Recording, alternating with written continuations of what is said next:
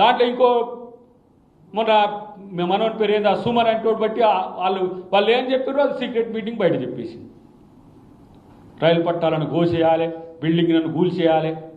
మీ బతుకంట కూల్చుడు తప్పితే నిర్మించుడు ఎక్కడిది? ప్రజల ప్రాణాలను కూల్చి ఈరోజు అధికారంలోకి వచ్చి తెలంగాణను కూడా కూల్చి దరిద్రులారు. ఇంకేం కావాలి మీకు? ఏదో కాంగ్రెస్ పార్టీ వచ్చి రేవంత్ రెడ్డి గారు వచ్చిన తర్వాత పథకాలు పేదోనికి అందే ప్రయత్నం జరుగుతున్నాయి. ఆ పథకాలను అందితే ఎక్కడ మేము దూరం అవుతామో అనే ఉద్దేశంతో ఉన్నదిలే. మీకు ముందు ముందు ఎందుకు బీజేపీ మీపై ప్రేమగా చూస్తూనే ఉన్నది, ఎట్లాగూ మిమ్మల్ని కబలించేందుకు చూస్తూనే ఉన్నది. మీరు వాళ్ళ కబందాస్తాలకు పోవాల్సిందే, పోకపోతే ముగ్గురు లోపల ఉంటారు. మేము ప్రతిసారి అంటున్నాం, దొంగతనం చేసినోడు లోపల ఉండాలి కానీ బయట తిరిగి ఎచ్చులు కొడతా ఉంటే ఏంటని మా ముఖ్యమంత్రి గారితో అంటూ ఉంటాం. కానీ చట్టం తన పని తాను చేసుకుపోవాలని చెప్తుంటాడు. ఇన్ని ఆర్థిక అకృత్యాలు, ఇన్ని సామాజిక అకృత్యాలు, ఇన్ని రాజకీయ అకృత్యాలు చేసిన మీకు తెలంగాణలో రాజకీయంగా కొనసాగే నైతిక హక్కు లేదని ప్రజలు తీర్పిచ్చినాక కూడా సిగ్గు రాకపోతే ఇంకేం చేయాలి? మాలాంటి వాళ్ళం అప్పుడప్పుడు ఆవేశపడి మాట్లాడుతుంటే కూడా జనం ఏమనుకుంటున్నారంటే వీళ్ళ మీద ఎందుకు ఎగురుతున్నారు, వాళ్ళు ఎట్లా పోయినోళ్ళే కదా అంటున్నారు. కానీ మీ అబద్ధం ఎంత దుర్మార్గంగా ఉంటుందో ఈ నెల రోజుల నుంచి చూస్తున్నాం. ఏది తగ్గేది లేదు, గుర్తుపెట్టుకోండి. ప్రభుత్వం ఉన్నది కాబట్టి, ప్రజలకు జవాబుదారీతనం ఉండాలి కాబట్టి, ప్రజలతో ఏ విధంగా ఉండాలనేది కాంగ్రెస్ పార్టీకి తెలుసు కాబట్టి ఆగుతున్నాం. మీలాగా నువ్వు ప్రభుత్వం లేకుండానే దొంగ సొమ్ము దాచుకొని నువ్వు ఇట రోజు ఒక మీటింగ్ పెట్టి అబద్ధాలు చెప్తే, ప్రభుత్వంలో ఉన్న మేము ఎమ్మెల్యేలు ఉండి, ఎంపీలు ఉండి, మంత్రులు ఉండి, విప్లవం ఉండి మేము చేయలేమా? విఘ్నత. అబద్ధాలను ప్రచారం చేయాలంటే ఆ విఘ్నత అడ్డం వస్తుంది. కానీ మనకు అదేమి లేదు, బాజాప్తా అధికారం కోసం. అందుకని నేను అంటున్నా, దాచుకొని దోచుకున్న డబ్బుతో రోజుకో మీటింగ్ పెడితే కాదు కేటీఆర్, హరీష్ రావు. ప్రజలను ప్రేమించడం నేర్చుకోండి.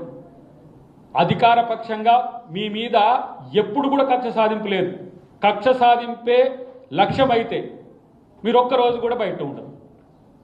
అన్ని అకృత్యాలు, నేరాలు, ఘోరాలు చేసింది. మమ్మల్ని పెట్టింది కదా అందరినీ జైల్లో ఉత్త పుణ్యానికి. మేము మీలాగా సిగ్గులత లేకుండా చేయగలుగుతామా? మా ముఖ్యమంత్రి గారికి ఎంత ఆవేశం ఉన్నా ఓపిక ఎక్కడి నుంచి వచ్చిందో కానీ మీ పట్ల అంత ఓపికతో ఉంటున్నాడు. కానీ అది ఓపిక, సహనం, చేతగానితనం అనుకుంటే ఖబర్దార్. కేసీఆర్ నీకు కూడా చెప్తున్నా, ఇట్లా వండుకున్నాను నేను. ఈ ఇద్దరు దొంగల్ని ఇట్లా బయటపెట్టి అబద్ధాలు ప్రచారం చేసే ప్రయత్నం మానుకో. లేకపోతే రేపటి రోజున ఏ రకమైన పరిస్థితులు ఉంటో నువ్వే తెలుసుకుంటూ చూసుకోమని. రెచ్చగొడితే అంతకంటే ఎక్కువ మూల్యం చెల్లించుకోవాల్సిన బాధ్యత ఉంటుంది. కేటీఆర్, హరీష్ రావు ప్రత్యక్షంగా చెప్తున్నా నేను. ఏదో ఉద్యమ కాలంలో ఇల్లు మాతో కలిసి పనిచేసిరని ఒక జాలి, అరే మీరు జైల్లో పెట్టినా మిమ్మల్ని ప్రేమిస్తూనే ఉన్నాం రాహులగాళ్ళారా. కనీసము రాజకీయం చేయండి. ఇది రాజకీయం అనుకోకండి. రెచ్చగొట్టి, ప్రజల్ని రెచ్చగొట్టి, వర్గాలను రెచ్చగొట్టి, వైషమ్యాలను రెచ్చగొట్టి ఇన్ని రకాల డ్రామాలు అక్కర్లేవు. ప్రజలకు నిజాయితీగా మీరు ప్రజల సమస్యల మీద కొట్టాడంటే ప్రజలు హర్షిస్తారు. భవిష్యత్తులో నేను అంటున్న మీ యొక్క స్పీడ్ని నేను గమనిస్తున్నా కదా. మీరు ఎట్లా వచ్చి సర్ అనే మీటింగ్లతోని ఏ రాజకీయాలు మాట్లాడుతున్నారు? హౌలా ఓట్లు పోయినోని గురించి మాట్లాడాలి, ఓట్లు పోకూడదని మాట్లాడాలి, ఓట్లు ఎట్లా చేసుకోవాలని మాట్లాడాలి. 2-3 నిమిషాలు అది మాట్లాడతారు, ఇక కథం వచ్చేస్తారు డైరెక్ట్గా రేవంత్ రెడ్డి. రాత్రి కళలో కూడా వచ్చి ఇబ్బంది పెడుతుండా, వదులుతలే. సర్రు మనం అని ప్రకాష్ రాజ్ ఏదో సినిమాలు ఒక్కటి సినిమాలు అన్నట్టు సర్రును లేచి ఒకటేసారి పవర్ పోయిందంటారా? పవర్ పోయి పరేషాన్లో ఉన్న దరిద్రులారా, పవర్ కోసం ఇది కాదు పద్ధతి. రోడ్లు ఎక్కినాం, జైల్లో పాల్పోయినాం, హౌస్ అరెస్ట్లు అయినాం, పాదయాత్రలు చేసిన మా నాయకులు. మీ యొక్క నియంతృత్వాన్ని ఎదిరించడానికి తెలంగాణ సమాజం అంతా ఏకమై చూసింది కదా. భారత్ జోడో యాత్రలో ఏ విధంగా జనమంతా కూడా సబ్బండ వర్ణాలు వచ్చి కాంగ్రెస్ పార్టీకి మద్దతు ఇచ్చి గెలిపించినాయి. మిమ్మల్ని ఎందుకు నమ్ముతారు అనుకుంటున్నారు? మళ్ళీ మీరు వస్తే ఏమొస్తుందో తెలియదా? కాబట్టి మాట్లాడేటప్పుడు, లేదంటే ఇంకా చెప్పాలంటే మీరు ప్రవర్తించే తీరు ఏ విధంగా ఉంటుందో మిమ్మల్ని మీరు చెక్ చేసుకోండి. ఇంతవరకు ఈ మాత్రం ఎందుకు మర్యాదతో పద్ధతితో ఉంటున్నామనే విషయాన్ని కూడా అర్థం చేసుకుంటే మంచిదని చెప్పి తెలియదు. ఎందుకంటే 2-3 నెలలకు ఒకసారి వీళ్ళకు ఈ పిచ్చి లేస్తూనే ఉంటుంది, మళ్ళీ మేము ఇట్లా ఆవేశపడుతూనే ఉండాలి, మళ్ళీ ఎవరో ఒకటి చెప్పాలి. దాంట్లోనే మన మిత్రులే అంటేనే రన్న పదాలు జారుతూనే ఉంటారా మీరంటే మరి ఏం చేయాలి? సీఎంను పట్టుకొని వాడు వీడంటే మరి వీళ్ళని ఎందుకు గౌరవించాలి? ఆ కుర్చీకి కనీసం గౌరవం ఇచ్చే సంస్కృతి లేని సంస్కారహీనులు కదా మీరు. మీతో మర్యాదగా మాట్లాడితే మీ భాష అర్థం కాదు అది, ఎందుకంటే మౌనం మీ భాష, మర్యాద మీ భాష కాదు.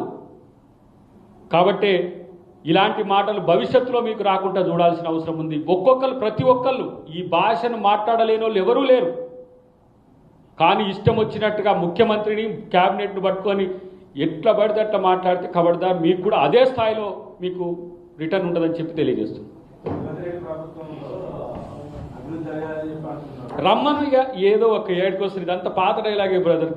ఎక్కడికి వస్తారో నేను చెప్పిన హరీష్ రావు బీఆర్ఎస్ పార్టీ తీసుకొస్తాం, లేకపోతే మా దాడికి రా, లేకపోతే ఇక్కడికి రా అన్నాం. వాళ్ళు రారు, వాళ్ళు చూస్తే ప్రచారం చేసుకుంటే వెళ్ళిపోవడమే తప్పితే వాళ్ళు ఏం చేయరు. ఒతే పిరికి సన్నాసులు వాళ్ళు ఏడికి రాలేరు. ఒకనే కాడిపోయి ఆ ప్రెస్ మీట్లో సోటకాయ కాడ ముచ్చట చెప్పినట్టు చెప్తా ఉంటారు అంతేగాని ఈడికి రా, ఏడికి అసెంబ్లీలో చర్చించమంటే తుర్రుమని పారిపోతారు. అసెంబ్లీలో చర్చించడం చేత కాదా?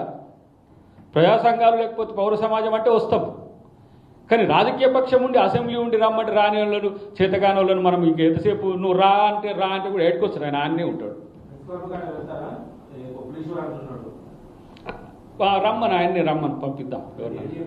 మెట్రో విషయంలో కేటీఆర్ మాట్లాడుతూ 2023లోనే మేము ప్రణాళిక సిద్ధం చేసినాము, అదే కేంద్రానికి పంపించాము, కావాలని చెప్పి రేవంత్ రెడ్డి మెట్రోకు అడ్డంకిగా నిలుచున్నాడు, శంషాబాద్ వరకు విస్తరించేందుకు ఆగి ఇప్పుడు దాన్ని ఫేజ్ 1 మినిస్ట్రీ లెక్క తీసుకొచ్చి ఆయన కుటుంబ సభ్యులకు అక్కడ ఉన్నటువంటి మెట్రో 30,000 కోట్ల రూపాయలు ఉన్నటువంటి విలువ ఉన్నటువంటి భూములను అప్పగించేందుకు ప్లాన్ చేస్తున్నట్టు కేటీఆర్ మాట్లాడారు. అసలు మెట్రో గురించి మాట్లాడే హక్కు మీకు ఎక్కడ? మీద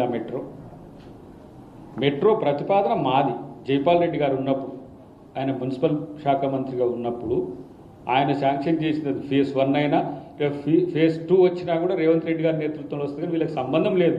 రిబ్బన్ కటింగ్కి పోయిండ్రు అంతే, అంతకు మిక్కిలి ఏం లేదు. వాళ్ళకి మాట్లాడే వాళ్ళు ఎక్కడి నుంచి ఇచ్చిండ్రు బ్రదర్?